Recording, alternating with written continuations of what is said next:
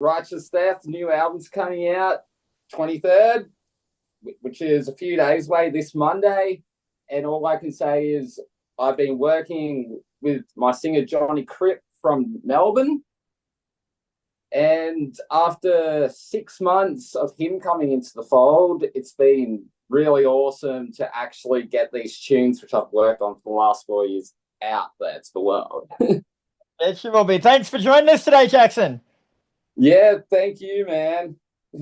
Absolute pleasure. So, as you say, Righteous Death released your second album, appropriately titled 2, on December 23rd. So, how are you feeling about it?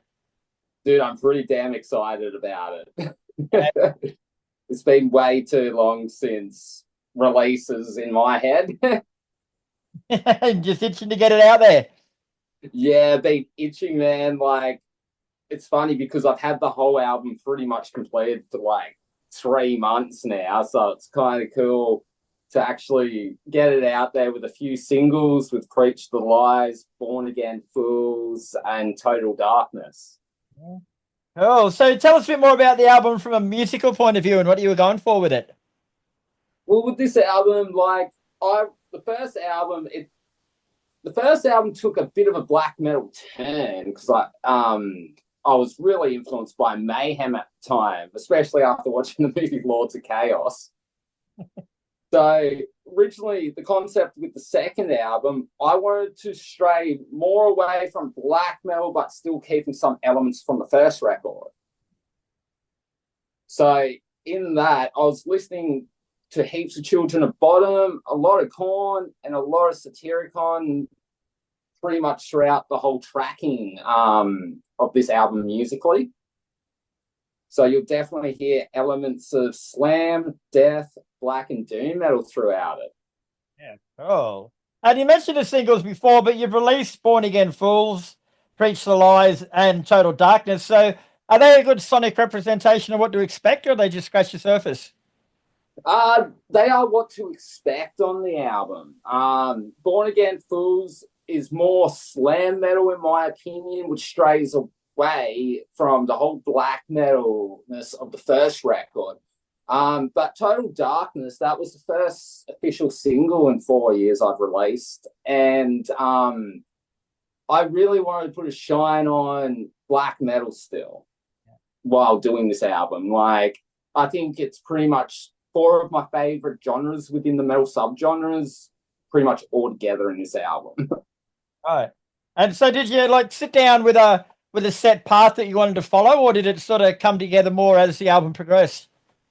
I wanted a set path originally. Like, all the songs that are written on this album, the track listing is literally the same as when I recorded the song. So the track one is literally the first track I recorded maybe about 3 years ago musically.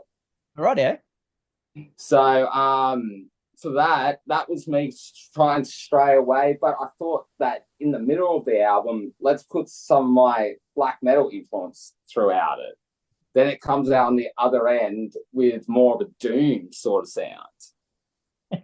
So it does cover the door open for album 3 there. Well, we'll talk about album 2 before we get to album 3, mate, because we got to promote that one first. Oh, hell yeah. As you mentioned before, it's the first to feature your new vocalist, Johnny Crypt. So tell us a bit more about him and what he brings to Righteous Death. Well, Johnny Crypt, I've had him as a mutual friend for maybe 2 or 3 years on Facebook, and he's been in a few bands down in Melbourne, and he's worked on a few solo projects, and there's one called Sloth. And when I was looking for a singer, I asked for people to inbox me their email addresses. So I sent a number of demos out. With Johnny, when he first sang and the track I got back was Total Darkness, I was like, this is really cool. He really captured what I really wanted. He did enough for me to play with on the post-production to get sound really good. And throughout the whole album, he never had to do any retakes. Right. Very rare.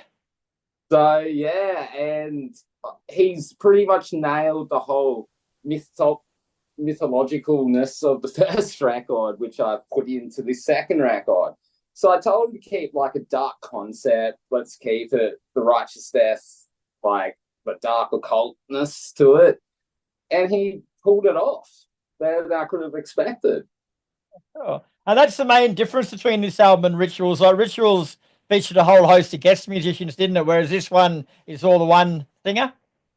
Yes, correct. I don't even do backing vocals on this record. There's a few tracks I have to do lead vocals on the first record, which is really my downfall for as a musician. I'm not a strong singer.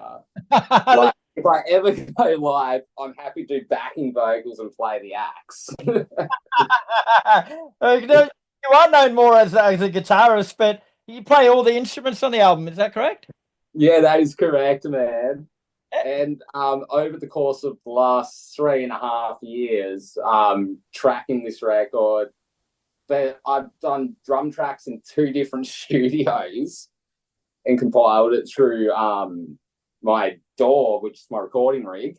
And there was a few songs where I used the same plugins from when I tracked on the real drum. So I programmed a few elements throughout the record as well.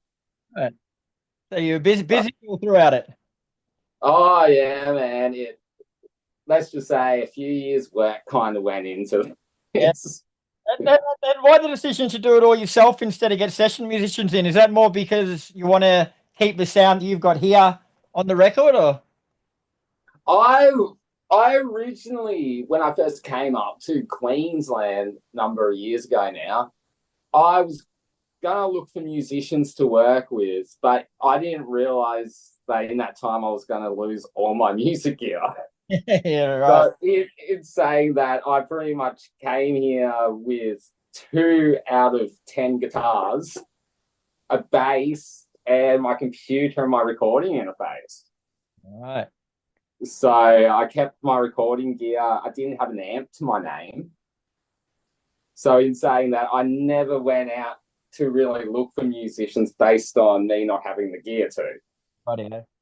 But in saying that now, like I've got the gear and all that, and this year, especially over the last few months, I've been getting out and about jamming with a few local musicians, trying to get something together for 2025. Cool. Very cool. Yes. Going back to the start of the band, like you founded Righteous Death yourself in June 2020. So what was your early vision for the band and how has it changed since? I guess it stemmed from my solo career. Like my tail end of my solo career kind of ended in 2019. But during COVID in 2020, I had a lot of time at home and a lot of time with my music gear and my recording situation. So since I lost part of because I had 2 jobs at the time, teaching guitar and working in a local music store, I lost my guitar teaching gig, for example, where I couldn't do one-on-one lessons. So I had more time on my hands to put back into my music for once after, like, throughout my whole adult life. And in saying that, I guess it was during COVID, and one night I was like, there's heaps of death going on in the world. Like I said to myself, it's pretty righteous, like not in a bad way, but I go, righteous death. Right. And it kind of stemmed from there. And since it was merging into a black metal album by mid-2020, I was just like, yeah, righteous death is a Bible passage as well, if you Google it. So I was kind of like, oh, this kind of is like the antiness of it all. Yeah, so righteous death was just a dumb thought one night, came to mind, and now I've got 2 albums behind my belt. Oh, yeah. Now, but without going into details, mate, like you caught it a bit of controversy early on in your career. Like in hindsight, would you have done things differently? Oh, dude, for the time, I wouldn't do it now. as a human. I was a bit naive back then, I will admit. I was naive a few years ago compared to now, and I think that comes with age. It does indeed. It does. But no, with this release, I didn't want any controversies surrounding it. I wanted the music to speak for itself. I guess the controversy was back in 2020 when the cathedral went on fire. It was literally the day before a two-single release of Righteous Death. So it was kind of like a light went on in my head when I heard the news. But this one, the focus is just on the music. Like, yeah, you're confident enough in the music now to let that speak for itself. 100%, man. Yeah. Yeah, good. And I hope it does to the listeners as well. We've all been through the controversy, mate. It's how you come out the other side that matters, isn't it? Oh, 100%, man. Like, I wouldn't change my life now, hey, but I've got Not just me, like, years ago was a bit different period. Cool. So, is there any plans to take Righteous Death live, or are you still just a studio project at the moment? At the moment, I'm trying to get it out of the studio world. In 2025, I really want to see Righteous Death at least do a debut show of some sort. Oh, So whether I have a few session musicians behind me and fly Johnny up, or we do a show in Melbourne, I hope that there's definitely a debut Righteous Death show throughout next year. oh yeah, bro. And just say someone's new to the band, they're hearing this for the first time. Like, out of your whole catalogue, give us 3 Righteous Death songs that they can listen to get to know the band better. I'll definitely say Death, Hate and Pain from the first record. Yep. And I'll definitely say Born Again Fools from the new record. And for something a bit different, a down-tune tribute to the Prince of Darkness himself, Mr. Crowley. Beautiful, bro. And where can people find out more about the band or get themselves a copy of the new album? The new copy of the new album, I'm hoping to get some actual copies made up, physical copies made up early next year. But on the 23rd, it'll be available across every streaming platform. Beautiful, mate. All right, bro. Well, thanks for your time, Jackson. It's been a pleasure talking with you. The album 2, which is Righteous Death's second album, is out December 23rd. From what I've heard of it, she's a cracker, mate. So congratulations, well done, and all the best. Dude, thanks again, Chris. Much appreciated.